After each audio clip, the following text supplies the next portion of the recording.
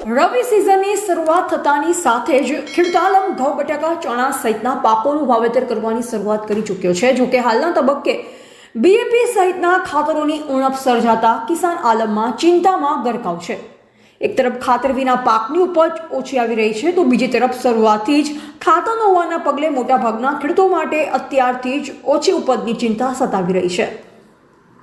સાબરકાંઠાના ઈડર, વડાલી સહિતના વિસ્તારોમાં છેલ્લા કેટલાક સમયથી ડીએપી સહિતના વિવિધ રાસાયણિક ખાતરોની ઉણપ સર્જાઈ રહી છે, જે પગલે હવે ખેડૂતો ખાતર વિના જ રવિ પાકોનું વાવેતર કરી રહ્યો છે।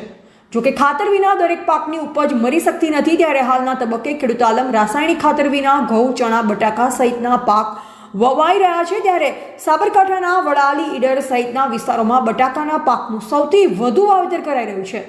ત્યારે રોકડિયા પાક તરીકે બટાકાનો સમગ્ર વિસ્તારમાં વધુ વાવેતર કરાતું હોવા છતાં પાયાના ખાતર તરીકે હાલમાં રાસાયણિક પાકોની ઉણપ સર્જાતા ખેડૂતો માટે ભારે પરેશાનીનો સમય આવ્યો છે।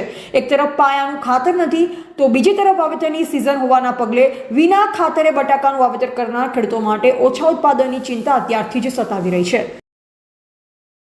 મારું નામ પટેલ ચેતનકુમાર ધીરુભાઈ, ગામ મેદ, તાલુકો વડાલી તાલુકાની અંદર અત્યારે ખૂબ મોટા પ્રમાણમાં ઘઉં, ચણા, બટાકા, રાયડો જેવા પાકોનું ખૂબ મોટા પ્રમાણમાં વાવેતર થઈ રહ્યું છે। પણ વાવેતરની સાથે સાથે ડીએપી, એનપીકે જેવા પાયાના ખાતર છે તેના ખૂબ પ્રમાણમાં ઉણપ છે।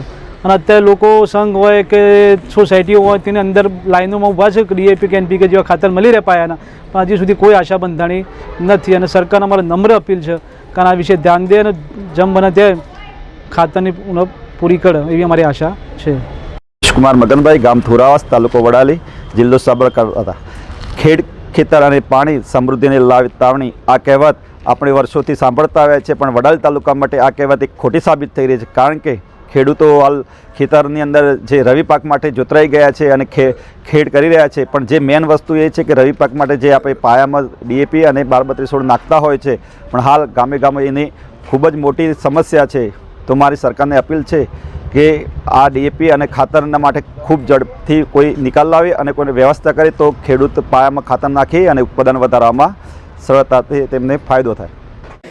જો કે આ મામલે સ્થાનિક જિલ્લા સહકારી સંઘના પ્રતિનિધિ સાથે વાત કરતા તેમની કોઈ પણ પ્રકારની વાતચીત કરવાનું કાર્ય તો હતું, તો બીજી તરફ વડાલી તાલુકા સંઘ થકી ડીએપી સહિતના ખાતરો માટેની વાતચીત કરતા તેમને પણ કોઈ પણ પ્રકારના પ્રત્યુત્તરથી દૂર રહ્યા હતા। ત્યારે આગામી સમયમાં રાજ્ય સરકાર સહિત વહીવટી તંત્ર પાસે ખાતર મેળવવા માટે સહયોગની અપેક્ષા રાખી રહ્યું છે।